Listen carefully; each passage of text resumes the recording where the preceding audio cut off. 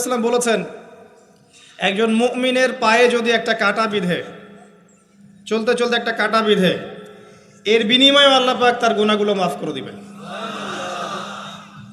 তো যে বিষয়টা বলছিলাম যে আল্লাহ রাব্বুল আলামিন সূরা আরাফের 179 নম্বর আয়াতে বলেছেন যে আমি প্রচুর জিন আর মানুষকে সৃষ্টি করেছি জাহান্নামের জন্য, যার দলিল আমরা একটা হাদিস থেকে দিলাম যে উম্মতে মুহাম্মাদি 73 দলে ভাগ হয়ে যাবে, যার 72টা দলই জাহান্নামে যাচ্ছে, একটা জান্নাতে যাবে।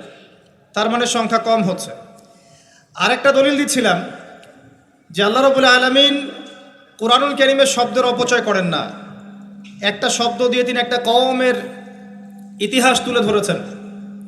যেমন যুলকারনাইন যাচ্ছিলেন পূর্ব দিকে, যেতে যেতে একটা কওমকে দেখলেন যে কওমের সূর্যের আলো থেকে বাঁচার মতো প্রযুক্তি জানা ছিল না, এতই মানবেতর জীবনযাপন করত। আল্লাহ পাক এই কওম সম্পর্কে বললেন কাযালিক, এরা এমনই ছিল। একটা শব্দ দিয়ে কওমের পুরো হিস্ট্রি বলা শেষ। এই কাযালিকা শব্দ দিয়ে আপনি তাফসীর দেখতে পারেন এই কওম সম্পর্কে কত কি বলা হয়েছে। সেই আল্লাহ রাব্বুল আলামিন সূরাতুর রহমানের মধ্যে একই আয়াত 31 বার রিপিট করলেন বা 32 বার রিপিট করলেন, ফাবিআইয়ি আলাই রাব্বিকুমা তুকাযিবান। মানে কি, কারণটা কি? কারণ এই সূরার মধ্যে এমন কিছু আছে যেটা আল্লাহ পাক চাচ্ছেন আমরা বেশি বেশি করে বুঝি। তোমরা আল্লাহর কোন কোন নিয়ামতকে অস্বীকার করবে? আল্লাহ রাব্বুল আলামিন আমাদেরকে কৃতজ্ঞ হতে বলছেন এই সূরার মধ্যে। আমরা যদি আল্লাহর নিয়ামত চতুর্দিকে দেখি তাহলে গুণে শেষ করতে পারবো না।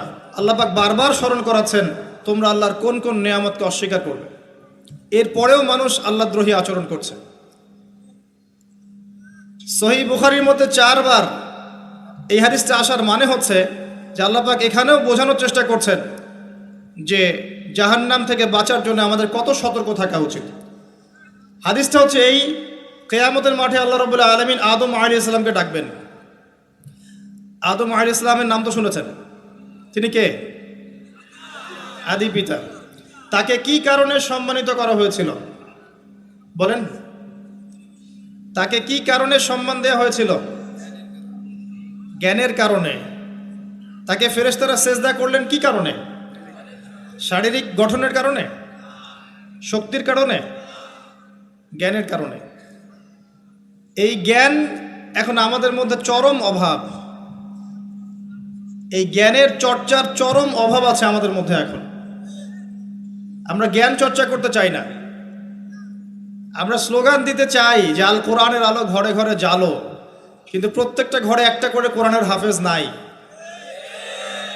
এমনকি প্রত্যেকটা ঘরে একটা করে মানুষও পাওয়া যাবে কিনা যারা কোরআন বিশুদ্ধ করে তেলাওয়াত করতে পারে। তবে একটা কথা বারবার বলি যে এইসব আইওয়াশ শোডাউন দিয়ে ইসলামের কোনো কল্যাণ নাই। ইসলামের কল্যাণ কনস্ট্রাকটিভ কাজ করতে হবে। প্রথমে জ্ঞান চর্চা করতে হবে, ক্লাসিক্যাল সাবজেক্টগুলো পড়তে হবে। ফর এক্সাম্পল কোরআন, অ্যারাবিক সাহিত্য, ফর এক্সাম্পল হাদিস, রাসূলের জীবনী সাল্লাল্লাহু আলাইহি ওয়াসাল্লাম, ফর এক্সাম্পল সিরাত, ইসলামের হিস্ট্রি, ইসলামিক ইকোনমিক্স, জিওপলিটিক্স, এবং আপনি যেখানে পড়ছেন সায়েন্স, আর্টস, কমার্স, এগুলো পড়বেন। পড়াশোনা করে জ্ঞান চর্চা করতে আমরা চাচ্ছি না, আমরা রাতারাতি ফল পেতে চাই। এই জন্য আইওয়াশ শোডাউনে বেশি ব্যস্ত থাকি। এগুলোতে ইসলামের কোনো খায়ের নাই, কল্যাণ নাই। আসেন, আদম আলাইহিস সালামকে আল্লাহ পাক ডাকবেন, ডেকে বলবেন তোমার সন্তানদের মধ্য থেকে জাহান্নামীদেরকে আলাদা করে দাও। আদম আলাইহিস সালাম বলবেন হে আল্লাহ কতজনকে আলাদা করে দেব? আল্লাহ রাব্বুল আলামিন বলবেন প্রতি 1000-এ 999 জনকে জাহান্নামের জন্য আলাদা করে দাও। বলেন ইন্না লিল্লাহ ওয়া ইন্না ইলাইহি রাজিউন। প্রতি 1000-এ 999 জনকে জাহান্নামের জন্য আলাদা করে দাও। আপনি গাণিতিকভাবে এটাকে ব্যাখ্যা করতে যায়েন না। এখানে বোঝানো হচ্ছে মেজরিটি, অর্থাৎ বেশিরভাগ মানুষ জাহান্নামে যাচ্ছে, কোনো সন্দেহ নাই। হ্যাঁ, এটা ঠিক, জাহান্নামে যাওয়ার পরে কবিরা গুনাহগার যে ব্যক্তিরা আছে তাদের জন্য নবী সাল্লাল্লাহু আলাইহি ওয়াসাল্লাম সুপারিশ করবেন। এবং যার অন্তরে সরিষা দানা পরিমাণ ঈমান ছিল, মন থেকে লা ইলাহা ইল্লাল্লাহ সাক্ষ্য দিয়েছে, একদিন না একদিন সে জান্নাতে যাবে ইনশাআল্লাহ। কিন্তু আমরা কি চাইবো জাহান্নামের শাস্তি ভোগ করে জান্নাতে যেতে? জাহান্নাম কি এটা একটা হাদিস দিয়ে বুঝাচ্ছি। আল্লাহ রাব্বুল আলামিন এই পৃথিবীর সবচেয়ে সুখী মানুষটাকে, এই পৃথিবীতে যার কোনো দুঃখ কষ্ট কিচ্ছু ছিল না, এই মানুষটাকে ডেকে নিয়ে আসবেন। ডেকে নিয়ে এসে জাহান্নামে ঢুকাবেন এক মুহূর্ত সময়ের জন্য, ধরেন 1 সেকেন্ড বা 1 ন্যানো সেকেন্ড। এরপরে বের করে নিয়ে আসবেন, নিয়ে এসে বলবেন, পৃথিবীতে কি সুখে ছিলে?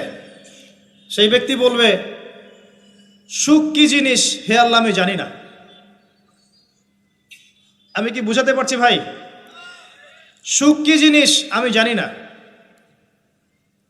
আর আল্লাহ রাব্বুল আলামিন এই পৃথিবীর সবচাইতে কষ্টে থাকা মানুষটাকে ডেকে নিয়ে আসবেন, এনে জান্নাতে ঢুকাবেন, ঢুকে 1 মুহূর্ত সময় রাখবেন, বের করে নিয়ে আসবেন। বলবেন, পৃথিবীতে কষ্টে ছিলে? সেই বান্দা বলবে, কষ্ট কি জিনিস আল্লাহ আমি জানি না। এটাই সেই আয়াতের ব্যাখ্যা বলা যায়। আল্লাহ পাক বলেছেন, কুল্লু নাফসিন যায়িকাতুল মাউত, প্রত্যেকটা নফস বা আত্মা মৃত্যুর স্বাদ গ্রহণ করবে। ফাইন্নামা তুওয়াফাউনা উজুরাকুম ইয়াওমাল কিয়ামাহ, কিয়ামতের মাঠে তোমাদের পূর্ণ প্রতিদান দেয়া হবে। ওই দিন ফামান যুহজিহা আনিন নার ওয়া উদখিলাল জান্নাহ ফাকাদ ফাজ, সেদিন যাকে আল্লাহ পাক জাহান্নাম থেকে বাঁচাবেন, জান্নাতে প্রবেশ করাবেন, একমাত্র সে ব্যক্তি সফল, আর কেউ সফল নয়। এই আয়াতটা হচ্ছে দ্য ডেফিনেশন অফ সাকসেস, যার পিছনে আমরা ছুটছি। আমরা সাফল্যের পিছনে ছুটি না। সফল হতে হবে, নিজের পায়ে দাঁড়াতে হবে, টাকা পয়সা করতে হবে, বাড়ি গাড়ি করতে হবে, ব্যাংক ব্যালেন্স করতে হবে, জমি জমা করতে হবে, একটা সুন্দরী গার্লফ্রেন্ড চাই, একটা স্ত্রী চাই, তাই না? আমরা সাফল্যের পিছনে ছুটতে চাই, আর আমাদেরকে বস্তুবাদী দর্শন শেখায় এগুলোই সাফল্যের মানদণ্ড। তা আল্লাহ পাক এখানে বলছেন, যাকে জাহান্নাম থেকে বাঁচানো হবে আর জান্নাতে প্রবেশ করানো হবে, এই ব্যক্তি ছাড়া কেউ সফল না। পৃথিবীতে আপনি অনেক বড় নেতা হতে পারেন, ইভেন অনেক বড় আলেমও হতে পারেন, অনেক বড় পলিটিশিয়ান হতে পারেন, অনেক বড় প্রশাসনের কর্মকর্তা হতে পারেন, অনেক বড় ইকোনমিক্স হতে পারেন, কলামিস্ট হতে পারেন, বুদ্ধিজীবী হতে পারেন, হাফেজ হতে পারেন, হুএভার ইউ আর, যদি কিয়ামতের মাঠে আপনি জান্নাতে যেতে না পারেন, আপনি সফল না।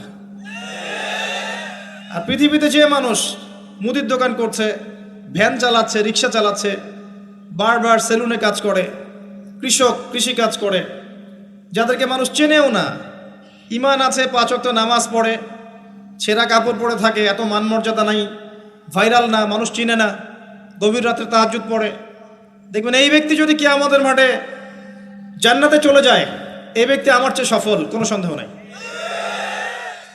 তা আমাদের দৃষ্টিভঙ্গি আগে চেঞ্জ করতে হবে, দুনিয়ামুখী দৃষ্টিভঙ্গি ত্যাগ করতে হবে, পরকালমুখী দৃষ্টিভঙ্গি দরকার।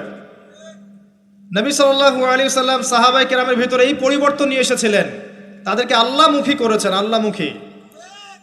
যখন তারা আল্লাহমুখী হয়ে গেছেন, তখন দুনিয়া তাদের কাছে তুচ্ছ হয়ে গেছে। দুনিয়ার কষ্ট সহ্য করে নিয়েছেন, দুনিয়ার ভোগ বিলাস ত্যাগ করে দিয়েছেন, দুনিয়াকে সর্বোচ্চ প্রাধান্য দেননি, হাজত বা প্রয়োজন মনে করেছেন। দুনিয়ার সব কাজ করেছেন শুধু আল্লাহ সন্তুষ্টির জন্য। এবং আমি অনেক লেকচারে এটাও বলেছি যে আপনি দুনিয়ার প্রতিটা কাজ আল্লাহ সন্তুষ্টির জন্যই করেন, কারো কাছে কিছু পাওয়ার আশায় করেন না। যদি কারো কাছে প্রতিদান পাওয়ার আশায় দুনিয়ার কাজগুলো করেন, আপনি কষ্ট পাবেন। কারো কাছে আশা করেন না, আল্লাহর কাছে আশা করেন প্রতিদান, আপনি কষ্ট পাবেন না ইনশাআল্লাহ। কারণ আল্লাহ ছাড়া প্রকৃত অর্থে আমাদের আপন বলে কেউ নাই। শুধুমাত্র আল্লাহই আপনার আপন, বাকিরা আপনার প্রয়োজন। মানুষ মানুষকে ভালোবাসতে পারে না, মানুষ মানুষের অবস্থানকে ভালোবাসে। এটা আপনারা হারে হারে ফিল করবেন যত দিন যাবে দেখবেন এটা আখিরুজ জামান, এটা আখিরুজ জামান, শেষ জামানা চলছে। এখন ফিতনাগুলো এমনভাবে পড়তে থাকবে যেন একটা মালা ছিঁড়ে দিলে পুঁথিগুলো যেমন টপটপ করে পড়ে যায়, এইভাবে ফিতনাগুলো আসতে থাকবে। ওই হাদিসের দিকে আসেন। নবী সাল্লাল্লাহু আলাইহি ওয়াসাল্লাম বলছেন, আদম আলাইহিস সালামকে ডেকে আনা হবে, বলা হবে তোমার সন্তানদের মধ্য থেকে জাহান্নামীদেরকে আলাদা করে দাও। আল্লাহ পাক বলবেন, প্রতি 1999 জনকে আলাদা করে দাও, একজন জান্নাতে যাচ্ছে প্রতি 1000-এ।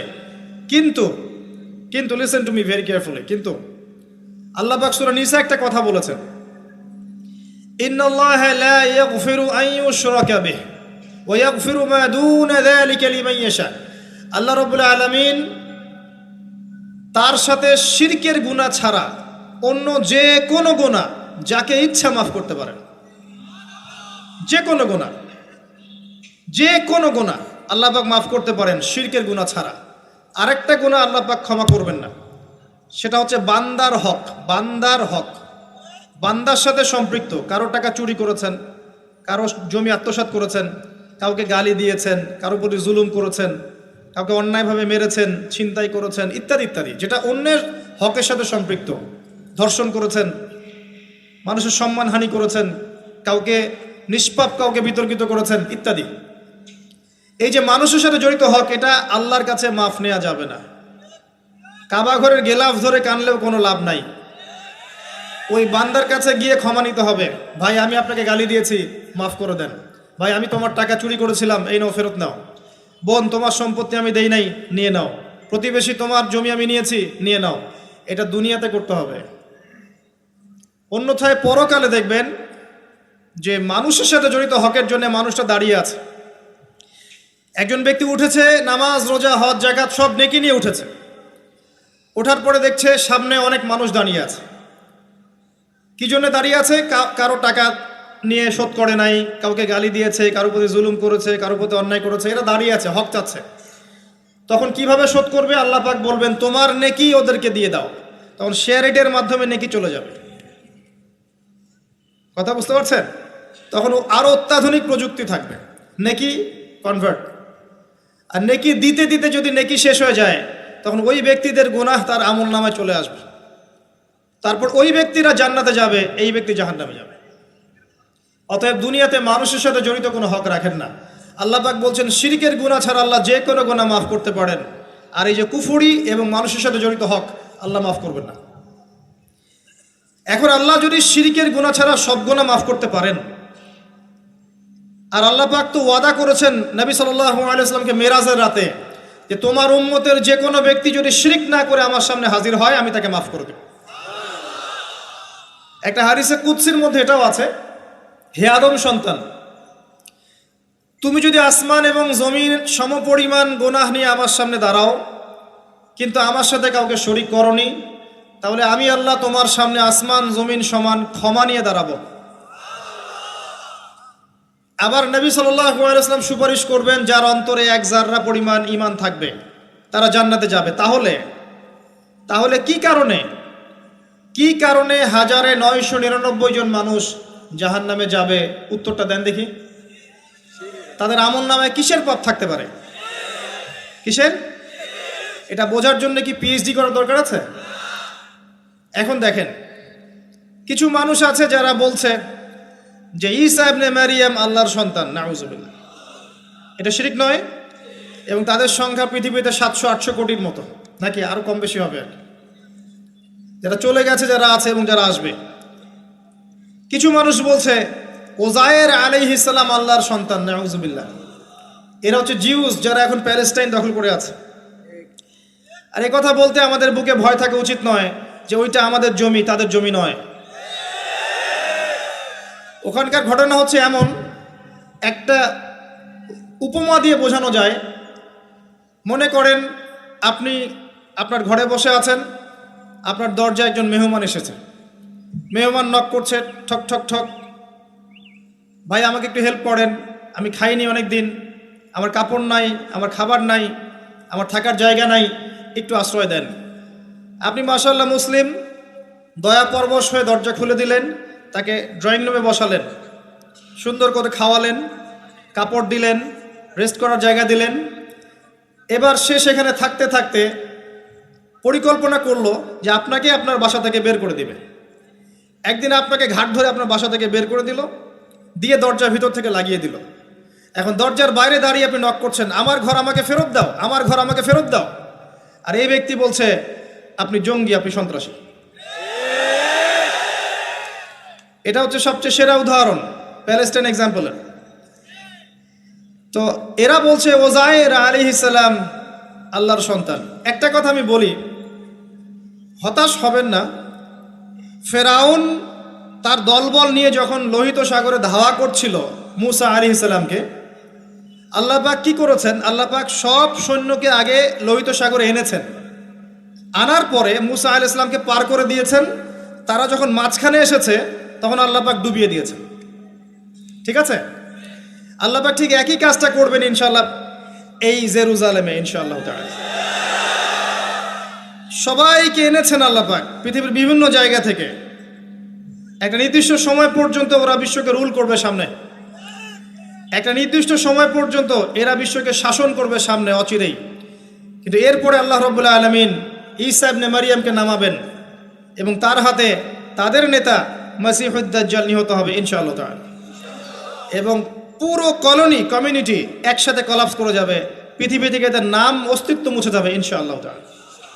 আল্লাহ পাক ওই লোহিত সাগরের সুন্নাহ এখানে অ্যাপ্লাই করবেন ইনশাআল্লাহ। আল্লাহ পাক এই কারণে একত্রিত করেছেন, এটা আল্লাহ পাকের স্টাইল সুন্নাহ। আসেন, এরা বলছে উযাইর আলাইহিস সালাম আল্লাহর সন্তান। আবার দেখেন কিছু মানুষ বলছে আল্লাহকে পাওয়ার জন্য স্ট্যাচু ওয়ার্শিপ করা যায়, এরা হচ্ছে আল্লাহকে পাওয়ার মাধ্যম।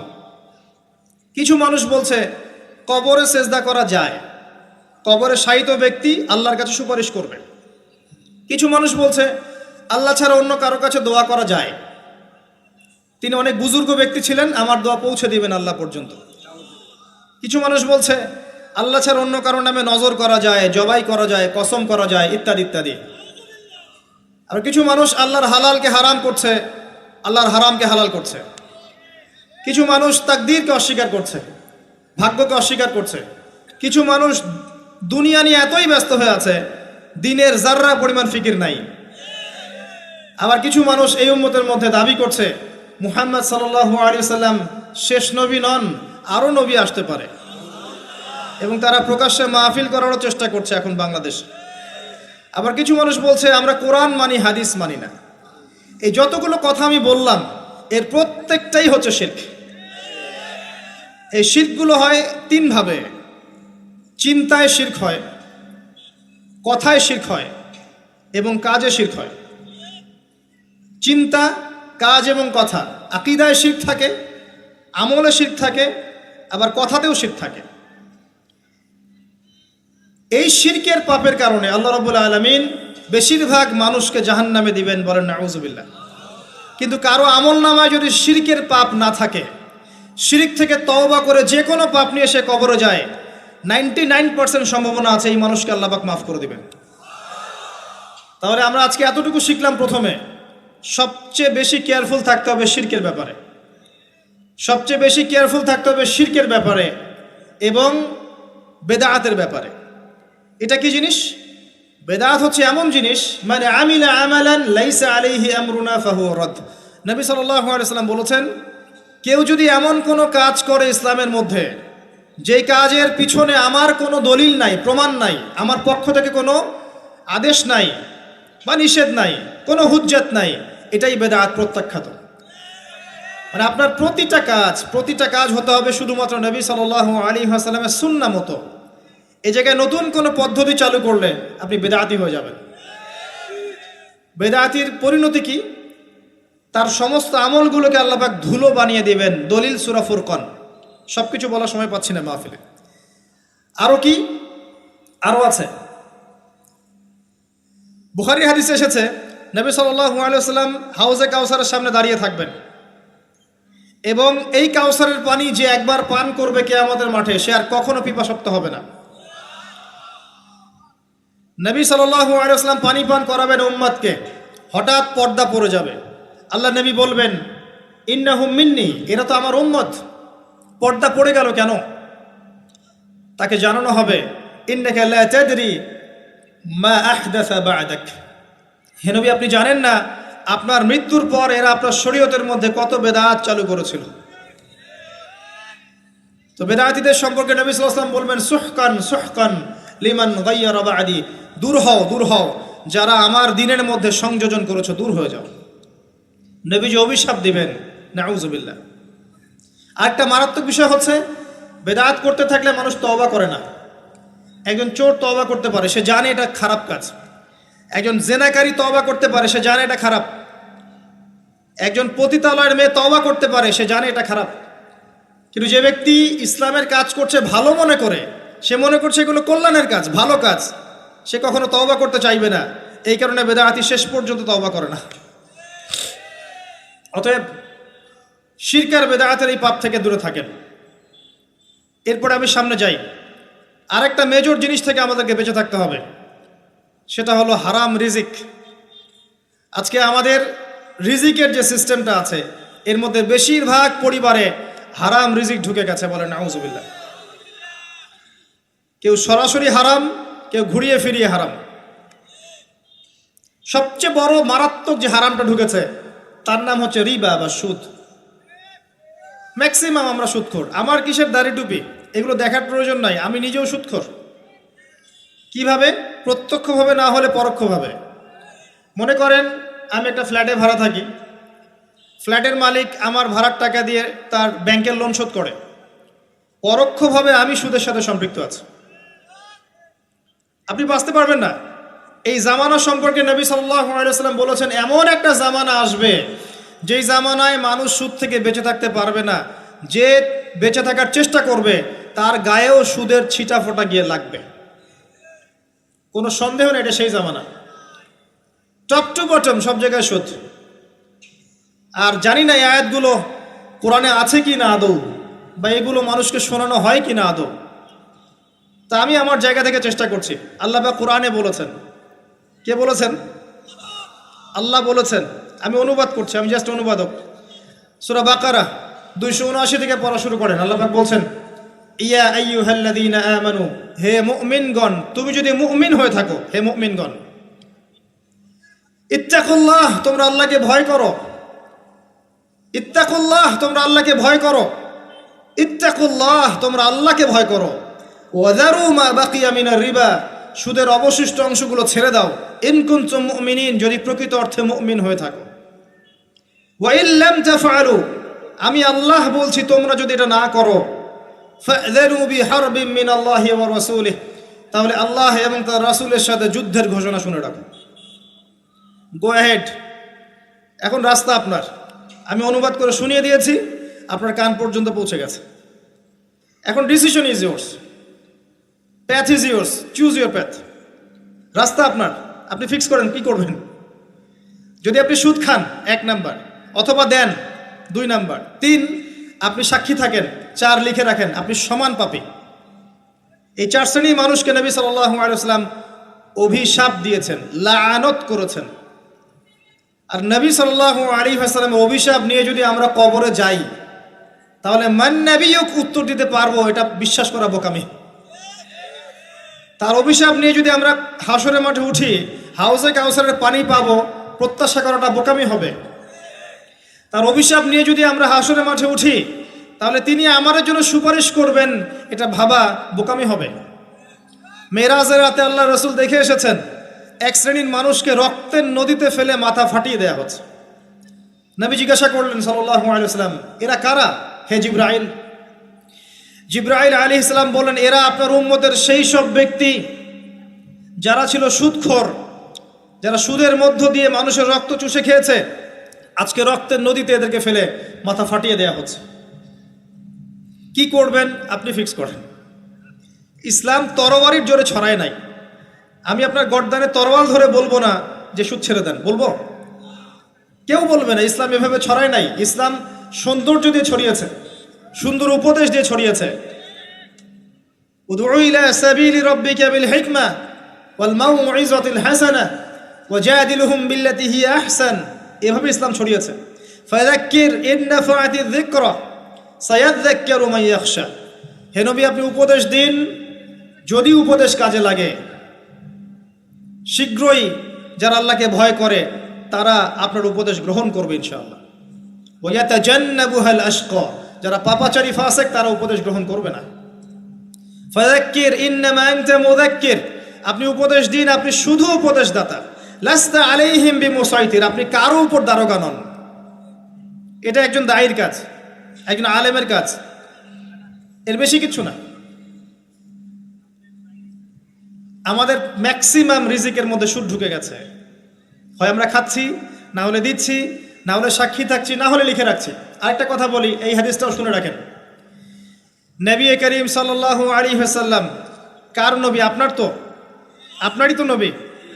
তিনি বলেছেন সুদের পাপের ৭৩টা শাখা আছে। কতটা? যার সর্বনিম্ন শাখা হচ্ছে নিজের মায়ের সাথে জেনা করা। এখানে যদি একটা বিল্ডিং থাকে, যে বিল্ডিংয়ের মধ্যে মনে করেন কথার কথা নাউজুবিল্লাহ অনেক প্রস্টিটিউট মহিলা আছে, কথা বুঝতে পারছেন? এখানে আছে অনেক প্রস্টিটিউট মহিলা যারা এখনকার ভাষায় সেক্স ওয়ার্কার্স, কারণ তারা যৌনকর্মী বলতে চায়, পতিতা শব্দ ইউজ করতে চায় না, তারা এটাকে একটা স্বীকৃতি দিতে চেষ্টা করছে আর কি। সেক্স ওয়ার্কার্স এটা একটা কাজ, নাউজুবিল্লাহ। এই কারণেই সমাজে বেশি বেশি মহামারী ছড়াবে, এই কারণেই সমাজে এমন এমন কিছু পাপ ছড়াবে, এমন এমন কিছু রোগ ছড়াবে যে এই রোগগুলো কখনো ছিল না ইতিহাসে। এই কারণেই হাদিসে এসেছে শেষ জামানায় যখন অশ্লীলতা বেড়ে যাবে, বেহায়াপনা বেড়ে যাবে, নগ্নতা বেড়ে যাবে, তখন সমাজে বেশি বেশি এমন এমন রোগ ছড়াবে যে এই রোগগুলো আগে কখনো ছিল না। মনে করেন এখানে এমন একটা বিল্ডিং আছে, সেখানে কিছু সেক্স ওয়ার্কার্স আছে, এখানে কেউ ম্যানেজার, কেউ কাজ করে, কেউ মনে করেন দারোয়ান, কেউ মনে করেন ডিলার এগিয়ে দিচ্ছে, কেউ মনে করেন যে ঘরে ঢুকিয়ে দিচ্ছে, ইত্যাদি ইত্যাদি। এক একজন এক এক সেকশনে কাজ করছে, আর একটা কর্পোরেট সেকশনের মতো। এখন আপনি কি তাদের কারো বাসায় দাওয়াত খেতে চাইবেন? চাইবেন? আপনি কি তাদের কারো উপার্জন খেতে চাইবেন? যদি এমন হয় এখানে সব সেক্স ওয়ার্কার্স নয়, সবাই আমাদের মা, নাউজুবিল্লাহ। শব্দটা প্রয়োগ করলাম আঘাত করার জন্য, কারণ নবীজি বলেছেন মায়ের কথা। মনে করেন এরা সবাই আমাদের মা, নাউজুবিল্লাহ। এখন কি আপনি এটাকে পছন্দ করবেন? এখানে যদি কেউ কাজ করে তার রিজিক খেতে চাইবেন? রিবার মধ্য দিয়ে আমরা এগুলো করছি, কোনো ফিকির নাই, যায় আসে না কাজ কারো কিছু, দিব্যি খাচ্ছে। যখন দেখবেন পাপ করতে করতে করতে করতে আমার মনের মধ্যে কোনো রিয়াকশন হচ্ছে না, তখন বুঝে নেবেন কলব মরে গেছে, ডিস্ট্রয়েড, ডেড হার্ট। হ্যাঁ, একজন মুমিনের পরিচয় হচ্ছে ছোট ছোট পাপ তার কাছে পাহাড়ের মতো মনে হবে, আর একজন ফাসিকের পরিচয় হচ্ছে বড় বড় পাপ তার কাছে মাছির মতো মনে হয়, তাড়ালেই চলে যাবে। আরও আছে, সহিহ বুখারীর একটা হাদিসে নবীজি বলেছেন, যে ব্যক্তি 1 দিরহাম সুদ খায় সে যেন 36 বার জেনা করেছে। একবার জেনা করার শাস্তি 100 বেত্রাঘাত এবং 1 বছরের জন্য বহিষ্কার, যেটাকে আমরা উস্কে দিই এখন বলি কাছে আসার গল্প। একবার সূরা নূর পড়েন, সূরা নূরের প্রথম আয়াতগুলো পড়েন। যদি কেউ জেনা করে একবার 100 বেত্রাঘাত এবং 1 বছরের জন্য বহিষ্কার। আর যদি কোনো বিবাহিত ব্যক্তি করে তার শাস্তি হচ্ছে রজম, পাথর নিক্ষেপ করে হত্যা করা। আর 1 দিরহাম সুদ খেলে আপনি 36টা মেয়েকে রেপ করছেন। এবার চিন্তা করেন, এই শাস্তিগুলো যদি দুনিয়ায় কার্যকর না হয় এবং দুনিয়াতে যদি আমরা তওবা না করে যেতে পারি, পরকালে কার্যকর হবে কোনো সন্দেহ নাই। দুনিয়াতে শোধ করে যাওয়া ভালো পরকালের চাইতে। অতএব আল্লাহর ওয়াস্তে আমি হাত জোর করে রিকোয়েস্ট করছি, আল্লাহর ওয়াস্তে সুদ ছেড়ে দেন। ভ্যান চালায় খান, সবজি বিক্রি করে খান, একটা ছোট কাপড়ের ব্যবসা করে খান, একটা মাছের আড়ত করে খান, গবাদি পশু প্রতিপালন করে খান, কৃষিকাজ করে খান, আল্লাহর ওয়াস্তে সুদে যায় না। আপনার পুরো দুনিয়া এবং আখিরাত বরবাদ হয়ে যাবে এবং আপনি এর মধ্য দিয়ে আল্লাহর সাথে যুদ্ধ করছেন, নবীর সাথে যুদ্ধ করছেন। এর উপরেও আছে পেপার মানির মধ্যে সুদ। ওই যে বললো 1 দিরহাম, এই দিরহাম আবার কি জিনিস? দিরহাম মানে রৌপ্য মুদ্রা, দিনার এটা কি জিনিস? স্বর্ণ মুদ্রা, ইসলামিক মুদ্রা। সেই যে চলে গেছে ব্রিটিশরা আসার আগে, এখন আর দেখা যায় না। একটা গোল্ড কয়েন যার মূল্যটাকে ইকোনমিক্সের ভাষায় বলে ইন্ট্রিনসিক ভ্যালু। এই ভ্যালুটা এই স্বর্ণ মুদ্রার ভিতরেই থাকে। একটা পেপার মানির ভ্যালু, ইন্ট্রিনসিক ভ্যালু এর ভিতরে থাকে না, এর বাইরে থাকে, যেটাকে আপনি নিয়ন্ত্রণ করতে পারবেন, কমাতে পারবেন, বাড়াতে পারবেন। আর এর সাথে যখন পেট্রো ডলার অ্যাড হয়েছে তখন তো মাশাআল্লাহ জুলুম আরও উপরে উঠে গেছে। আর যারা পেট্রো ডলার সিস্টেম চালু করেছে, এইসব ভোগবিলাসী আরবদেরকে আমরা বলি এরা হচ্ছে আমিরুল মুমিনিন, নাউজুবিল্লাহ, সুবহানাল্লাহ। কত অন্ধ হলে মানুষ এদেরকে আমিরুল মুমিনিন মনে করতে পারে, যারা মুসলিমদের প্রপার্টি সব আমেরিকার হাতে তুলে দিয়েছে, আর সেই প্রপার্টি দিয়ে এরা বোম্বিং করে করে সারা বিশ্বের মধ্যে মুসলিম হত্যা করছে। আল্লাহ পাক সেই যে বলেছেন সূরা মাইদার মধ্যে 51 নম্বর আয়াতে, ইয়া আইয়ুহাল্লাযীনা আমানু, হে মুমিনগণ, লা তাত্তাখিযুল ইয়াহুদা ওয়ান নাসারা আউলিয়া, হে মুমিনগণ তোমরা ইহুদি এবং খ্রিস্টানদেরকে বন্ধুরূপে গ্রহণ করো না। কে বলেছেন? আল্লাহর চেয়ে কি আমি জিওপলিটিক্স ভালো বুঝি? আল্লাহর চেয়ে আমি আমার ভালো মন্দ ভালো বুঝি? কাদেরকে? বা'দুহুম আউলিয়া ও বা'দ, যারা একে অপরের বন্ধু, যারা একে অপরের বন্ধু। ওয়া মান ইয়াতাওয়াল্লাহুম মিনকুম ফাইন্নাহু মিনহুম, তোমাদের মধ্যে কেউ যদি ওদের দিকে মুখ ফিরায় সে তাদের অন্তর্ভুক্ত, এই উম্মার কেউ না তারা। সে যেই হোক, বিশ্বের এইসব নামধারী মুসলিম কান্ট্রিদের চাইতে বাংলাদেশের পররাষ্ট্রনীতি অনেক ভালো আছে, হাজার গুণে ভালো আছে। কি মনে করেন আপনি? এসব ফাসেকা জালেমদেরকে আপনি আমিরুল মুমিনিন মনে করছেন? আল্লাহ পাক বোঝার তৌফিক দান করুন। আসেন, রিবার কথা বলতে গিয়ে কথাটা আসছি, ইন্ট্রিনসিক ভ্যালু বলে একটা বিষয় আছে। এত ডিটেলস বিষয় মাহফিলে বলা সম্ভব না। এতটুকু বলবো যে ইনশাআল্লাহ তাআলা আপনি যদি আপনার সম্পদকে সাস্টেইনেবল অ্যাসেটে রূপান্তরিত করেন, আগামী দিনগুলোতে আপনি ইনশাআল্লাহ জিতবেন, আদারওয়াইজ হেরে যাবেন। ফর এক্সাম্পল, আপনি যদি আপনার সম্পদকে জমিতে কনভার্ট করেন, গবাদি পশুর প্রজেক্ট করেন, আপনি যদি মাছের প্রজেক্ট করেন, ব্যবসা ইনভেস্ট করেন, বা কিছু গোল্ড রাখেন, কিছু সিলভার, কিছু আপনার রূপা রাখেন, ইত্যাদি ইত্যাদি, পরবর্তী সময়গুলোতে গিয়ে আপনার সম্পদের মান কমে যাবে না, ইনশাআল্লাহ বাড়বে। কিন্তু আপনি সমস্ত সম্পদ যদি পেপার মানির মধ্যে রেখে দেন, আস্তে আস্তে আপনার সম্পদের মান কমবে। সামনে 10, 15, 20, 30 বছর পর আপনি সম্পদ হারাবেন। এর চেয়ে বেশি কিছু আমি বলতে পারবো না, বাকিটা আপনারা পড়াশোনা করে বুঝে নেবেন। যেটা বলতে চাচ্ছি, ইকোনমিক সেকশনে আমরা সবাই মোটামুটি হারামের সাথে সম্পৃক্ত। এর পাশাপাশি আছে আবার ঘুষ, আছে না? না দিলে চাকরি হয় না, সুবহানাল্লাহ। আবার অনেক আলেম ফতোয়া দিচ্ছে এখন, তুমি যদি যোগ্য হয়ে থাকো কিন্তু তোমাকে জব দিচ্ছে না, তাহলে তোমার জন্য ঘুষ দেওয়া জায়েজ। সুবহানাল্লাহ, কত ঘুরিয়ে ফিরিয়ে জায়েজ করছি আমরা, আল্লাহ ভালো জানেন। যে নিবে আর যে দিবে সমান অপরাধী দুজন। একজন ব্যক্তি মাদক দ্রব্য সেবন করে, আরেকজন ব্যক্তি মাদক উৎপাদন করে, কেউ সেল করে, কেউ ডিস্ট্রিবিউট করে, সবাই অপরাধী না? এরপরে আবার আছে দেখবেন অন্যের সম্পদ আত্মসাৎ করা, দুর্নীতি করছি, অন্যের সম্পদ আত্মসাৎ করছি। অনেক সময় দিনের লেবাজেই, ধার্মিকতার লেবাজেই মানুষের সম্পদ লুটে পুটে খাচ্ছে। কত মাজার কাছে যায় দেখেন মানুষের সম্পদ কিভাবে লুটে খাচ্ছে, আল্লাহ ভালো জানে।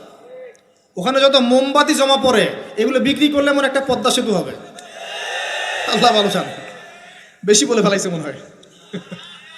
যাই হোক, এমন অনেক জায়গা আছে, গরু ছাগল দিচ্ছে, মাশাআল্লাহ মানতের টাকা দিচ্ছে। এই যে কয়দিন আগে দেখলাম একটা চ্যানেলেই দেখলাম, দান বাক্স খুলেছে, কোটি কোটি টাকা বের হচ্ছে এখন থেকে। জি, আমি মনে করতে পারছি না, বাট আমি দেখেছিলাম। তো না, ঠিক আছে, মসজিদে টাকা দিতে পারে মানুষ, সমস্যা নাই। আমি বলছি এমন জায়গা যেখানে আল্লাহর সাথে শিরক হচ্ছে। বিষয়টা হচ্ছে, আমরা ধর্মের লেবাজে অনেক সময় মানুষের সম্পদ লুটে পড়ে খাচ্ছি না? অনেক মুসলিম আছে যারা বোনের সম্পত্তির অধিকার দেয় নাই। আল্লাহ রাস্তায় সময় দিয়ে আসে, চিল্লা দিয়ে আসে, বলছে যে আমার বোন তো আমাকে সম্পত্তি দান করে দিয়েছে, মাশাআল্লাহ। তার মানে কেমনে দান করছে ভাই? তো বলে আমি ওকে বলছি তুই যদি আমাকে দিস তো সব হবে। তো দিয়ে দিচ্ছে, মাশাআল্লাহ। তা বললাম যে আপনি মরার আগে ওটা তাকে সওয়াবের আশায় দিয়ে দিয়েন, এই অবস্থায় মরেন না। আমরা অনেক সময় ধর্মের লেবাজেও মানুষের সম্পদ আত্মসাৎ করি, কোনো সন্দেহ নাই। আল্লাহ পাক আমাদেরকেও হেফাজত করুন, আমিন।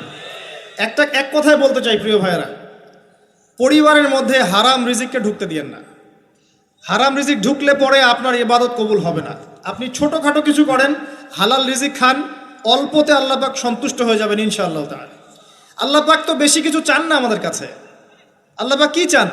আমরা তাকে ভালোবাসি, আমরা তার জন্য আমাদের ইবাদতগুলো ঢেলে দেই, তার সাথে শিরক না করি, তার নবীর সুন্নাহ মতো চলি, একটু হালাল খাই, একটু পর্দা করি, বাচ্চা কাচ্চাদেরকে ইসলামী আদর্শে বড় করি, পরিবারের আদর্শটা একটু ঠিক করি। এত বেশি কিছু কি আল্লাহ পাক চান আমাদের কাছে?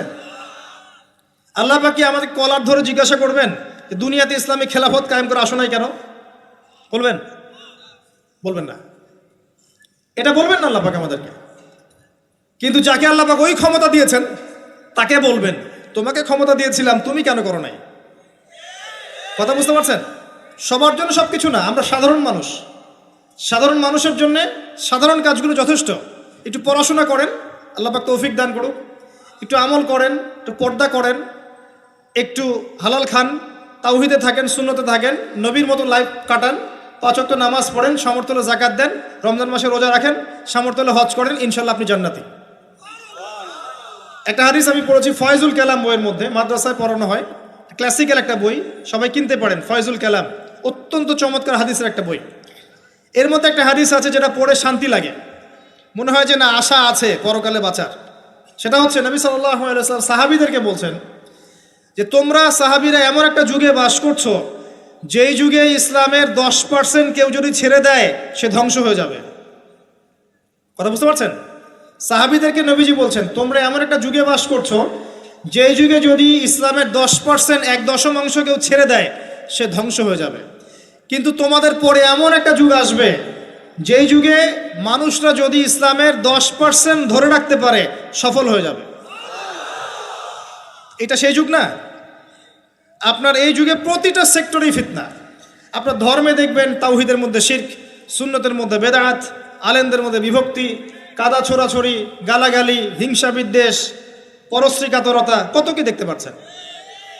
আপনি ধর্মের মধ্যে শিরক দেখছেন, বেদাত দেখছেন, অর্থনীতিতে হারাম দেখছেন, পরিবারের মধ্যে বস্তুবাদিতা দেখছেন, কি দেখছেন না? সমাজের মধ্যে জেনা দেখছেন, পর্নোগ্রাফি দেখছেন, ফ্রি মিক্সিং দেখছেন, ফ্যামিনিস্ট রেভলিউশন দেখছেন, নগ্নতা দেখছেন, কি দেখছেন না?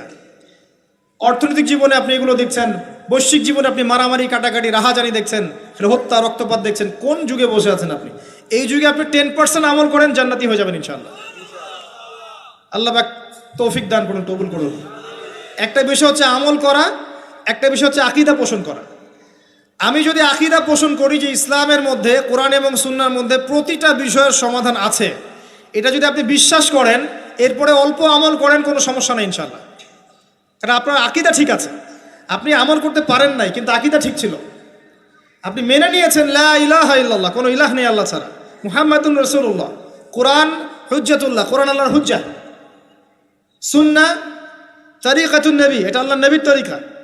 এগুলোর মধ্যে সব কিছুর সমাধান আছে, এটা আপনি মেনে নিয়েছেন মন থেকে। এবার আমল করতে গিয়ে আপনি পারছেন না। নামাজ পড়ছেন 5 ওয়াক্ত, হয়তো পরিবারটা ঠিক মতো করতে পারছেন না, চেষ্টা করছেন, হালালে থাকার চেষ্টা করছেন, কখনো কখনো হারাম ঢুকে যাচ্ছে, আপনি চেষ্টা চালিয়ে যাচ্ছেন ক্রমবর্ধমানভাবে, কিন্তু আপনি আকীদা রাখেন এটাই চূড়ান্ত, এটাই সঠিক, ইনশাআল্লাহ আল্লাহ পাক আপনার সব গুনাহ মাফ করে দিবেন। আর একজন ব্যক্তি আকীদাই রাখে না, সে মনে করে ইসলাম ওই যুগে চলতে, ওই যুগে চলে না। সে মনে করে কোরআন এবং সুন্নাহ সব কিছু নাই, আমার মস্তিষ্ক প্রসূত বুদ্ধি সব কিছু। কেউ মনে করে সায়েন্সই সব কিছু, কেউ মনে করে মানব রচিত বিধানই সব কিছু।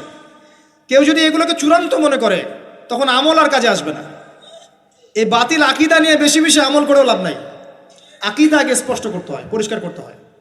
আল্লাহ পাক আমাদেরকে পরিচ্ছন্ন আকীদা দান করুন, আমিন। রিজিকের ব্যাপারে প্রিয় ভাইরা সচেতন হয়ে যান। এরপরে চলে আসেন একটা মৌলিক জায়গায় আসবো, ফ্যামিলি। এখানে মা বোনরা আছেন, এখানে অনেক যুব সমাজের তরুণ তরুণীরা আছে, আমাদের পিতৃস্নেহ পিতৃমহ অনেক আমাদের পিতামহরা আছেন। এটা একটা ভালো সুযোগ এই পরিবার সম্পর্কে দুটো মৌলিক কথা বলার জন্য। আমি অনেক দিন থেকে চাচ্ছিলাম এমন একটা পরিবেশ। লিসেন ভাই, আল্লাহ পাক একটা আয়াতে বলেছেন, সূরা তাহরিম আয়াত নাম্বার 6, ইয়া আইয়ুহাল্লাযীনা আমানু, হে মুমিনগণ, কু আনফুসাকুম, নিজে জাহান্নামের আগুন থেকে বাঁচো, ওয়া আহলিকুম নারা, তোমার পরিবার বর্গকে বাঁচাও, আলাইহা মালাইকাতুন গিলাজুন শিদাদ, যেই জাহান্নামে কঠোর মনের ফেরেশতা আছেন, লা ইয়াসুনাল্লাহা মা আমারহুম ওয়া ইয়াফআলুনা মা ইউমারুন, আল্লাহ পাক তাদেরকে যে আদেশ করেন সে আদেশ পালনে তারা বিন্দুমাত্র ভূক্ষেপ করে না, মানে বিন্দুমাত্র গাফেলতি করে না। আল্লাহ পাক ভয় দেখাচ্ছেন জাহান্নামে এমন ফেরেশতা আছেন, আল্লাহ যা আদেশ করবেন তাই করবে। এই জাহান্নাম থেকে নিজে বাঁচো, পরিবার বর্গকে বাঁচাও। নিজে বাঁচবো কিভাবে? আমি বলে দিয়েছি কিভাবে। আপনি জ্ঞান অর্জন করবেন, আমল করবেন, হালাল খাবেন, তাওহীদে থাকবেন, সুন্নতে থাকবেন, ইনশাল্লাহ বেঁচে যাবেন। পরিবার বর্গকে বাঁচাবেন কিভাবে? আসেন শুরু করি শুরু থেকে। শুরুটা হবে আপনার বিয়ে দিয়ে।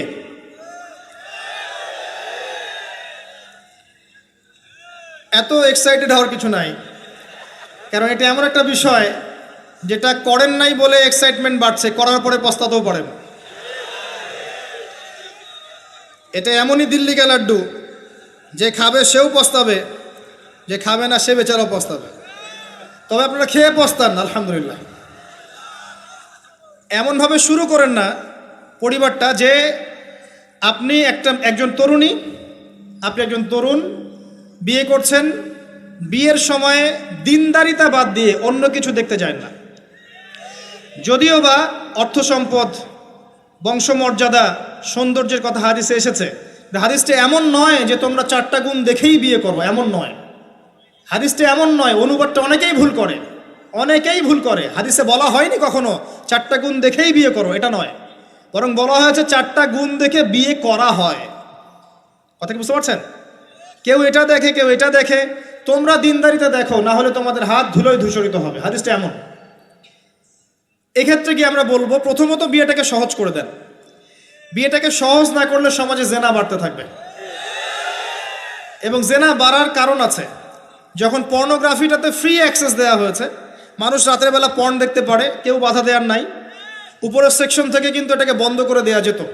পৃথিবীর অনেক কান্ট্রি আছে যেখানে অনেক কিছু চলে না। চাইনিজরা ফেসবুক ইউজ করে না, করে? ওরা কি উন্নত জাতি না? ওরা তো এখন আমেরিকাকে যদি বলে ওঠো উঠবে, আমেরিকাকে বসতে বলে বসবে। ওরা এমন জায়গায় চলে গেছে। ওই ইউক্রেন ইস্যু নিয়ে আমেরিকা, ন্যাটো আর এই ব্রিটেন আর ফ্রান্স আর ইসরায়েল কিছুই করতে পারবে না ইনশাআল্লাহ। বিকজ এখানে একটা বড় অ্যালায়েন্স আছে চায়না এবং রাশিয়ার, কিছুই করতে পারবে না। বরং এর যে উদ্দেশ্যে এটা কাজ করেছিল তারা, এটাতে সফল হবে না তারা ইনশাআল্লাহ। আজকের টপিক এটা না, আমি এদিকে যাচ্ছি না। মূল বিষয়টা হচ্ছে যে সহজ করতে হবে বিয়েটাকে। উপযুক্ত বয়স হয়ে গেলেই একটা উপার্জনের সোর্স খুঁজবেন আগে। বেকার অবস্থায় বিয়ে করতে যায় না, উপার্জনের সোর্স খুঁজবেন, তারপরে আপনি আপনার পরিবারকে বলবেন আমার বয়স হচ্ছে, আমাকে বিয়ে দাও। এবার আসেন, বিয়ের সময় দিনদারিতা ছাড়া অন্য কিছু দেখতে যায় না। এরপরে যদি সে সুন্দর হয় বা সুন্দরী হয় বা ভালো বংশের হয়, অথবা দেখা যায় যে ভালো টাকা পয়সা ওলা ইত্যাদি ইত্যাদি, এটা আপনার নূরুন আলা নূর, এটা বোনাস। কিন্তু এগুলো যদি নাও থাকে, শুধু দিনদারিতা থাকে, আপনি রাজি হয়ে যান।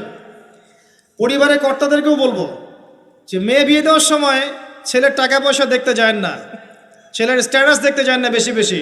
পরে দেখবেন এই মেয়ে ওর ঘরে গিয়ে পস্তাচ্ছে। আর ছেলের পিতাদেরকেও বলবো, ছেলেকে যখন বিয়ে দিবেন, একটা মেয়েকে কিনে নিব আর সাথে কিছু যৌতুকের টাকাও নিব, এই টেন্ডেন্সি নিয়ে বিয়ে করতে যায় না। ওই বিয়েতে বারাকা বেশি, যেখানে খরচ কম, যেখানে বেশি হট্টগোল নাই। চট্টগ্রাম অঞ্চলের বিয়ের মতো না। একটা বিয়েতে মনে হয় 40-50 লাখ টাকা খরচ করে ফেলায়। গেটেই সাজাবে বলে 4-5 লাখ টাকা খরচ করে। সুবহানাল্লাহ। এই 5 লাখ টাকা দিয়ে, এই 5 লাখ টাকা দিয়ে আর মনে হয় 10টা-20টা পরিবারকে বিয়ে দেওয়া যাবে। হ্যাঁ, লোহার আংটি দিয়ে বিয়ে করেছে সাহাবী। লোহার আংটিও নাই তোমার বাসায়? বলছে না ইয়া রাসূলুল্লাহ, লোহার আংটিও তো নাই আমার বাসায়। তাহলে কি করবা? কোরআনের কয়টা সূরা জানো? যে এই সূরাগুলো জানি, এগুলো শিখিয়ে দিও, যাও, মোহর হয়ে গেছে।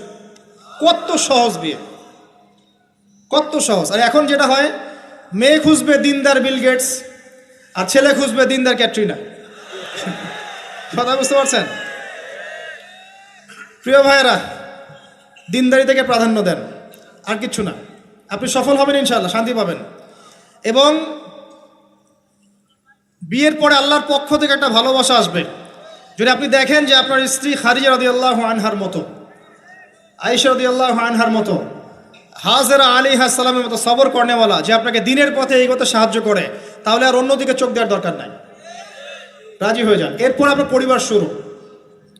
এখানে উভয়ের মাঝে হৃদ্যতা, ভালোবাসা থাকতে হবে। তবে আরেকটা কথা বলে রাখি, সবাই মনোযোগ দিয়ে কথাটা শোনেন।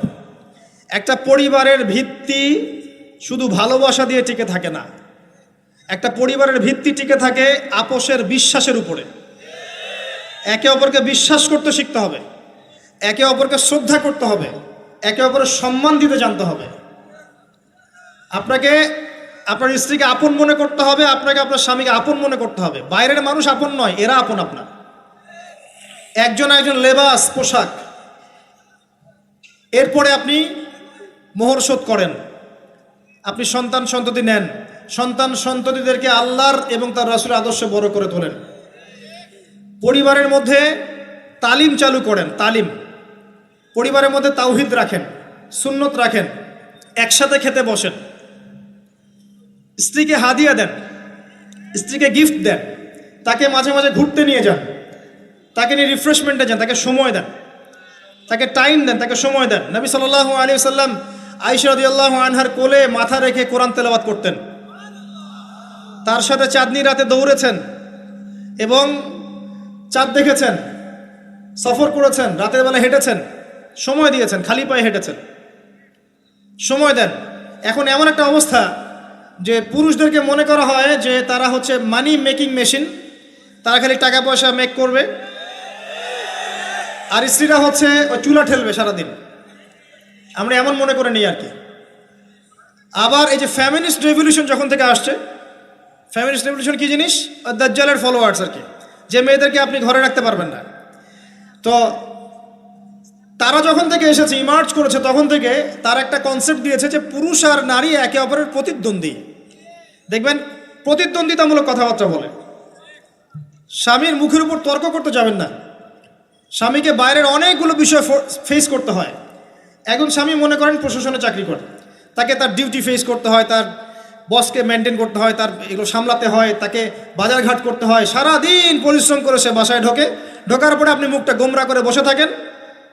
স্বামী আহলান সাহলান করেন না, তাকে একটু আদর করেন না, মহব্বত করেন না, তো অটোমেটিকলি তো আপনার দিক থেকে তার মনটা চলে যাবে অন্যদিকে। স্বাভাবিক। আপনি আপনার স্বামীর জন্য সাজেন না, বাইরের মানুষের জন্য সেজে বুঝে আপনি মার্কেটে যান।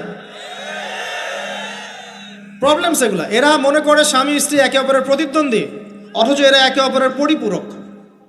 একে অপরের পরিপূরক। উভয় হৃদ্যতা ভালোবাসায় পরিবার গড়ে ওঠে। যে পরিবারের মধ্যে হৃদ্যতা ভালোবাসা আছে, ওই পরিবারের বাচ্চা কাচ্চারা দেখবেন বড় আলেম হবে, বড় নেতা হবে, বড় কিছু হবে ইনশাআল্লাহ। যেখানে এগুলো নাই, ওই সন্তানরা বড় হয় হতাশার মধ্যে, কাজের বুয়ার কাছে, ডে কেয়ার সেন্টারে। এরা তো বড় হয়ে জঙ্গি হবেই, সন্ত্রাসী হবেই, স্বাভাবিক। ভালো প্যারেন্টিং দিতে পারে নাই। এরকম না বিষয়টা। সময় দিতে হবে, একে অপরের দায়িত্ব বুঝতে হবে, আপোষের মধ্যে বিশ্বাস থাকতে হবে, ভালোবাসা থাকতে হবে এবং সবরের মানসিকতা থাকতে হবে। মেয়েদের ব্যাপারে বলাই হয়েছে তারা বাঁকাহার, অতএব চাপ দিতে যায় না, ভেঙে যাবে। চাপ দিতে যায় না, ভেঙে যাবে। ওই অবস্থায় ছেড়ে দিলে ওই অবস্থায় থেকে যাবে। একটা কথা আমি বলি, আমি শিখেছি আমার লাইফ থেকে, আল্লাহ পাকের প্রতিটা সৃষ্টি এক একটা রূপক মেসেজ দিচ্ছে। জানেন, রাবার গাছ দেখেছেন? রাবার গাছ, যেই গাছ থেকে রাবার হয়, গাছটাকে দেখবেন পরিচ্ছন্ন, গাছটা পরিষ্কার। যে নিজে পরিষ্কার করে সে নিজেও পরিচ্ছন্ন। জমিনের মধ্যে দেখবেন মৃত জমিন, বৃষ্টি পড়লো, সজীব হয়ে উঠল, সবুজ ধান ক্ষেত। এই সবুজ ধান ক্ষেতটা আপনার যৌবন, আস্তে আস্তে ফসল হবে। এই ফসল হওয়ার টাইমটা হচ্ছে আপনার পৌরত্ব। এরপরে ফসলটা কেটে ফেলা হবে। এই ফসলটা আপনার ভালো কাজ, আমল সালেহ, এটাকে রেখে দেওয়া হবে। বাকিটাকে হলুদ বর্ণের যে খড়কুটা, এটাকে জ্বালিয়ে দেওয়া হবে। এই যে ধান গজালো, একটা সিজন গেল, এর মধ্যে আপনার দুনিয়ার জীবনের হায়াতের রূপকতা আছে। জি, পাহাড়কে দেখেন, পাহাড় বিশালতা নিয়ে দাঁড়িয়ে থাকে। ওর গায়ে যতই ঢিল মারেন, লাথি মারেন, সমালোচনা করেন, সে নড়বে না তার জায়গা থেকে। থাকবে, সে ওর জায়গায় স্টিল থাকবে, কিন্তু সে শান্ত থাকে, সে চিল্লাফাল্লা করে না। তাই যারা সাহসী, বীর, তারা বেশি কথা বলে না, শান্ত থাকে। যারা পাহাড়ের মতো দৃঢ়, ওরা বেশি কথা বলে না। সাগরকে দেখেন, বিশাল সাগর, কক্সবাজারে যান, সাগরকে বিশাল সাগর গর্জন করছে, ভিতরে অনেক সম্পদ, অনেক মাখলুক আছে। আপনি সামনে গিয়ে দাঁড়ান, বিনয়ের সাথে আপনার পা ধুয়ে দেবে, কোনো অহংকার করবে না। প্রতিটা সৃষ্টি আল্লাহ পাকের এক একটা মেসেজ দেয়। ঠিক মেয়ে মানুষও একটা মেসেজ দেয়। কি মেসেজ? আল্লাহ পাক মানুষকে সবচেয়ে সুন্দর করে সৃষ্টি করেছেন, আর মানুষের মধ্যে মেয়েদেরকে সবচেয়ে বেশি সুন্দর করে সৃষ্টি করেছেন। আল্লাহ পাকের সবচেয়ে সুন্দর সৃষ্টি হচ্ছে মেয়েরা, এবং তারা খুব নরম হয়, নরম, প্রজাপতি ধরার মতো। প্রজাপতিকে ধাপ করে ধরতে পারবেন না আপনি। শক্ত করে ধরতে গেলে প্রজাপতি নষ্ট হয়ে যাবে, মরে যাবে। প্রজাপতিকে কোমলভাবে ধরতে হবে। ঠিক মেয়েদের সামনেও আপনার কোমল থাকতে হবে। বেশি হার্ড হতে যাবেন, শেষ। আমি আপনার গার্লফ্রেন্ডের সামনে কোমল হতে বলি নাই, আপনার ওয়াইফের সামনে হতে বলেছি। কোমল থাকলে আপনি জিতে যাবেন। দেখবেন দুনিয়ার চিল্লাফাল্লা করছে আপনার বাসায়, আপনি চুপচাপ আছেন পাহাড়ের মতো, কোমল আছেন। 5 মিনিট পর দেখবেন নিজেই ঠান্ডা হয়ে এসে বলছে, আচ্ছা সরি, ভুল হয়ে গেছে। আর যদি আপনি চিল্লাফাল্লার কাউন্টার দিতে যান, তাহলে দেখবেন সুটকেস গোছানো শেষ, বাবার বাড়ি চলে গেছে। ডিল করা খুব ডিফিকাল্ট। এখানে আপনাকে খুবই সবরের পরিচয় দিতে হবে। আল্লাহ পাক বোঝার তৌফিক দান করুন। আর আমরা মা বোনদেরকে রিকোয়েস্ট করব, 4টা মূলনীতি মেনে কাপড় চোপড় পরবেন। আপনার কাপড়টা এমন হবে না যেই কাপড়টা পরলেও অঙ্গ প্রত্যঙ্গ দেখা যায়, বোঝা যায়, এমন হবে না। কাপড়টা এমন হবে না এত টাইট ফিটিং যে আপনার অঙ্গের উঁচু নিচু অবয়ব বোঝা যায়, এমন হবে না। কাপড়টা এমন হবে না যেটা অমুসলিমদের পোশাক, আর কাপড়টা এমন হবে না যেটা পুরুষদের পোশাক। এই মূলনীতিগুলো মেনটেন করে কাপড় পরবেন ইনশাআল্লাহ। এছাড়াও মেয়েদের কথায় পর্দা আছে, চলনে পর্দা আছে, ওঠা বসায় পর্দা আছে। নামাজ পড়ার সময় তাদেরকে কিছুটা শালীনভাবে নামাজ পড়তে হয়। তাদের চোখের দৃষ্টির মধ্যে পর্দা আছে। এগুলো কে শিখাবে এখনকার মেয়েদেরকে? সবসময় বিজি দেখবেন নতুন কোন সিরিয়াল আসছে, নতুন কোন ফ্যাশন আসছে, নতুন কোন পার্লারে কি আসছে, কোন কাটিং আসছে, কোন নায়িকা আসলো। ওই যে বাংলাদেশে কোন এক নায়িকা আসছে, তাই নিয়ে মিডিয়াতে এমন তোলপাড়, মনে কি নাকি একটা অবস্থা। আল্লাহর কাছে তোমার কি মূল্য আছে হে? আল্লাহর কাছে তোমাদের কি মূল্য আছে? তোমরা কি 5 ওয়াক্ত নামাজ পড়ো? তোমরা কি পর্দা করো? তোমাদের মধ্যে হায়াবোধ কিছু আছে? তোমরা মানুষকে ভালো কিছু শেখাও, সমাজকে ভালো কিছু দাও, শালীন কিছু দাও। আল্লাহর কাছে তোমাদের কি মূল্য আছে? নবী সাল্লাল্লাহু আলাইহি ওয়াসাল্লাম তো জাহান্নাম দেখে সেই কথাটাই বলেছেন, আমি জাহান্নাম দেখে আসলাম, সেখানে বেশিরভাগ অধিবাসী হচ্ছে মেয়ে, নারী। কি কারণ? তারা এমন কাপড় চোপড় পরে বাইরে ঘুরতো যেই কাপড় পরেও তারা নগ্ন থাকতো। আমি কি ব্যাখ্যা করতে হবে? আপনি দেখতে পারেন না? এবং তারা স্বামীর সাথে কুফরি করত। সারা জীবন স্বামী যদি তাদের ভরণ পোষণ দেয়, ভালোবাসে, মহব্বত করে, তাদের জন্য জীবনটা ক্ষয় করে ফেলে, এক পর্যায়ে গিয়ে বলবে সারাটা জীবন তোমার কাছে কিছুই পাইলাম না। বাস্তব। এগুলোর কারণে মেয়েরা বেশি বেশি জাহান্নামে যাবে। এবং তারা মানুষ মারা গেলে মাতম করে, বুক পিঠ চাপড়ায়, এই কারণে যাবে। এবং তর্ক লাগলে অভিশাপ দেয় বেশি, এই কারণে যাবে। আল্লাহ পাক আমাদের মা বোনদেরকে হেফাজত করুন। তবে একটা হাদিস আছে সুসংবাদের। নবী সাল্লাল্লাহু আলাইহি ওয়াসাল্লাম বলেছেন, একজন নারী যদি 4টা কাজ করতে পারেন, জান্নাতের যে কোনো দরজা দিয়ে ইচ্ছা প্রবেশ করতে পারবেন। 1 নাম্বার 5 ওয়াক্ত নামাজ, 2 নাম্বার রমজান মাসে সওম, 3 নাম্বার আপনার লজ্জাস্থানের হেফাজত অর্থাৎ খাস পর্দা, এবং 4 নাম্বার আপনার স্বামীর আনুগত্য। ফ্যামিনিস্ট আকীদার মেয়ে হলে আনুগত্যকে দাসত্ব মনে করে, স্বামীর আনুগত্যকে তারা দাসত্ব মনে করে। স্বামী কে? স্বামীর সম্মান বোঝেন আপনি? স্বামী কে? যার ব্যাপারে নবী সাল্লাল্লাহু আলাইহি ওয়াসাল্লাম বলেছেন, আমি যদি আল্লাহ ছাড়া অন্য কাউকে সেজদা করতে বলতাম, তাহলে মেয়েদেরকে বলতাম তারা যেন স্বামীদেরকে সেজদা করে। আপনাকে আমি কিভাবে বুঝাবো স্বামী কে, স্বামীর মর্যাদা কোথায়? এগুলো কি ইসলাম মেয়েদেরকে ডমিনেট করছে এগুলো দিয়ে? কেন? এই স্বামী আপনার জন্য সারাটা জীবন ক্ষয় করে ফেলে। একটা চোর পর্যন্ত, একটা চোর, একটা করাপ্টেড মানুষ, দুর্নীতিগ্রস্ত মানুষ, সে চুরি করে, দুর্নীতি করে এনে বাচ্চাকে খাওয়ায়। একটা ধর্ষক পর্যন্ত ওর মেয়েকে আদর করে। পুরুষ মানুষ কি জিনিস কেমন করে বুঝবেন? সারাটা জীবন ক্ষয় করে ফেলায়। যদি আপনি তার আনুগত্য করেন, তার সামনে সুন্দর মতো থাকেন, তার কথার সাথে তর্ক না করেন, ভালোবাসা দিয়ে থাকেন, আপনার জন্য সে জীবন দিতে প্রস্তুত থাকবে। এরকম পুরুষ মানুষ। আপনাদেরকে কেউ চোখ তুলে তাকালে ওর চোখ তুলে ফেলাবে, এরকম পুরুষ মানুষ। আর এখন তো পরিস্থিতি ডিফারেন্ট। বাসায় পুরুষ বাইরের ছেলের সাথে ফোনে প্রেম হয়ে গেছে, পালায় চলে গেছে, বিয়ে করে ফেলছে। দেখবেন বাসায় স্ত্রী আছে, বাইরের মেয়ের সাথে প্রেম করে বিয়ে করা শেষ। বিয়ে করলে সমস্যা নাই, ব্যভিচার করে ফেলছে। বিয়ে সে করতেই পারে, সে যদি সমতা রক্ষা করতে পারে, সেটা তার ডিফারেন্ট ইস্যু, এটা অন্য ইস্যু। তো স্বামীর আনুগত্য আপনাকে কিভাবে বুঝাবো? এটা দাসত্ব নয়। নবী সাল্লাল্লাহু আলাইহি ওয়াসাল্লাম বলেছেন, কোনো স্বামী যদি কোনো স্ত্রীকে চায়, তার প্রয়োজনের জন্য চায়, মহব্বতের জন্যে, স্ত্রী যদি চুলায় রান্না করতে থাকে, ওই রান্না ফেলে দিয়ে তাকে আসতে হবে। হাদিস।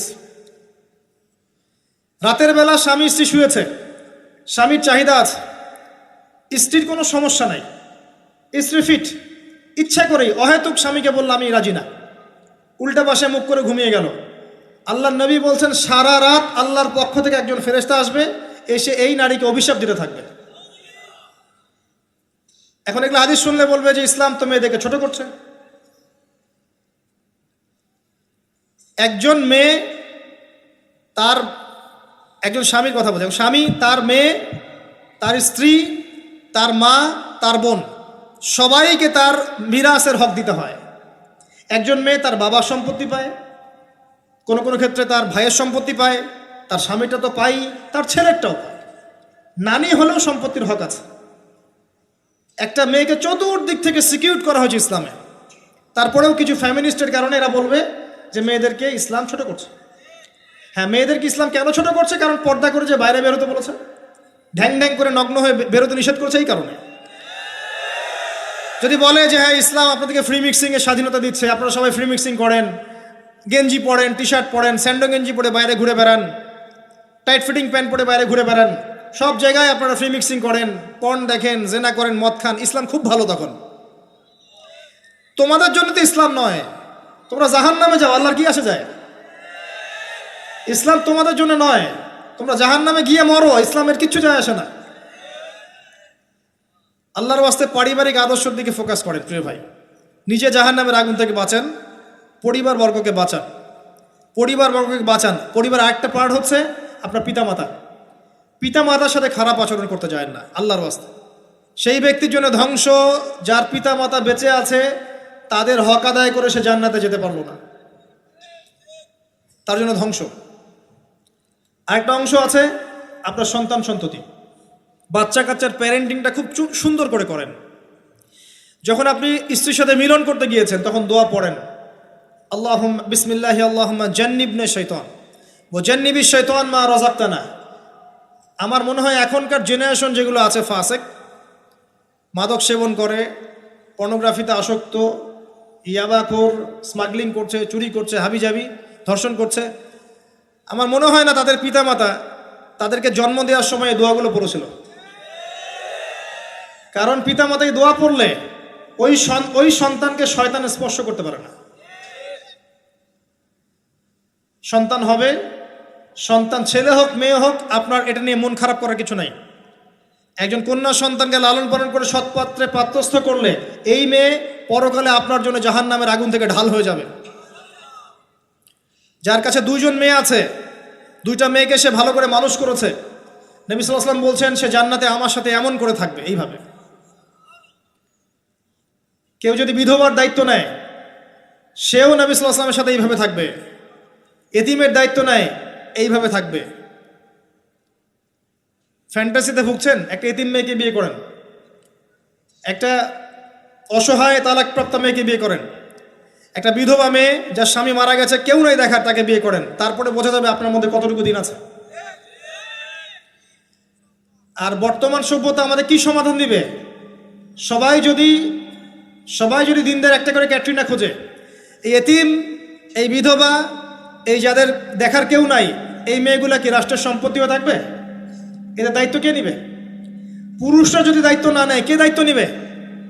এখন কেউ যদি ওদের দায়িত্ব নিতে যায়, তখন তাকে আবার খারাপভাবে উপস্থাপন করা হয়, এই ব্যক্তির মনে হয় চরিত্র খারাপ। কিন্তু এদিকে বাইরে 10টা জেনা করে বেড়াচ্ছে, কোনো সমস্যা নাই। এগুলো উস্কায়। এইসব জাহেলদের জন্য ইসলাম নয়। ইসলামের প্রতিটা বেসিক ফান্ডামেন্টাল মানবতার কল্যাণের জন্যই। এগুলোকে ফরজ করা হয়নি, আপনি নফল, আপনার সামর্থ্য থাকলে আপনি করতে পারেন, না করলে কোনো সমস্যা নাই।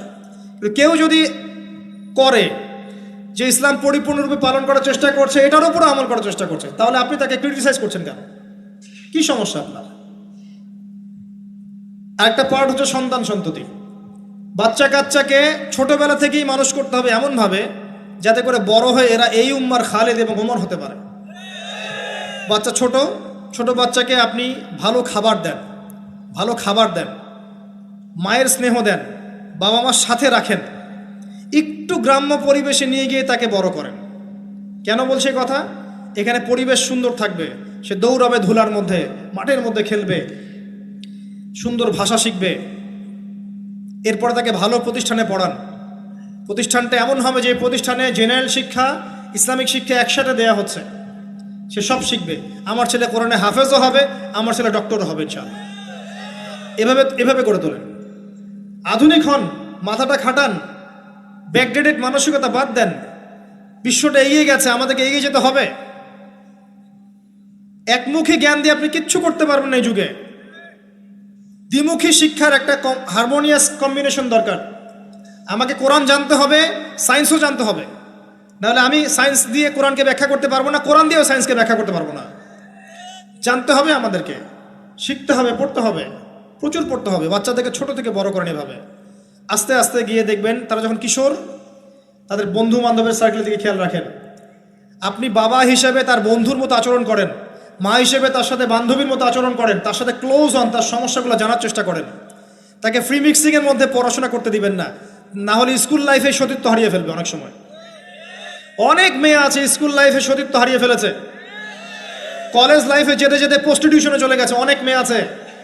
এগুলো টপ সিক্রেট না, এগুলো সব ওপেন সিক্রেট। এখন ঘরে ঘরেই সমস্যা, মানুষ লজ্জায় বলতে পারে না। যে কটা মিডিয়া আসে এগুলো তো আমরা জানি, ঘরে ঘরেই সমস্যা ঢুকে গেছে, মানুষ লজ্জায় বলতে পারে না। ছোট ছোট বাচ্চা মেয়েদেরকে পর্যন্ত রেপ করা হচ্ছে এখন। এটা সেই ফ্যামিলিস্ট রেভলিউশনের কারণেই হচ্ছে। যত বেশি জেনাকে উস্কে দেওয়া হবে তত বেশি ধর্ষণ বাড়বে। ধর্ষণ বাড়তে বাড়তে এক পর্যায়ে বাচ্চাদেরকে ধর্ষণ করা বাড়বে। এরপরে কি হবে জানেন? এরপরে মানুষ সমকামী হবে বেশি বেশি, ছেলে ছেলের সাথে, নাউজুবিল্লাহ। তারপরেও কি হবে বলে যাচ্ছি, এরপরে আরো একটা ধাপ আসবে, যখন মানুষ গবাদি পশুর সাথে জেনা করবে। দেখে নিয়েন, এগুলো হাদিসে এসেছে, এমনি এমনি বলছি না। মানুষ এগুলো করবে।